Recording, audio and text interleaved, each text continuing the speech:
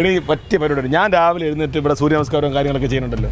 എന്റെ കൂടെ വന്ന് സൂര്യ നമസ്കാരം ചെയ്താൽ മതി, സംഭവം ഒക്കെ ക്ലിയർ. സൂര്യ നമസ്കാരം ചെയ്യാൻ എവിടെ അടിക്കുമ്പോൾ സൂര്യ ഉച്ചയിലെത്തും.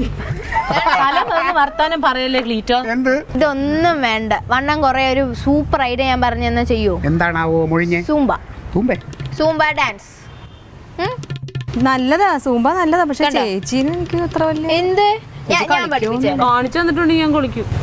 അന്നേ കളിക്കാൻ നമുക്ക്. എന്റെ വണ്ണം കുറയുമല്ലോ. ഞാൻ പോയി ടെസ്റ്റ് ചെയ്ത് അറിയാം എന്തൊക്കെ ഉണ്ടെന്ന്. നമുക്ക് ഇതൊന്നും ആയിരിക്കില്ല. എന്ത്?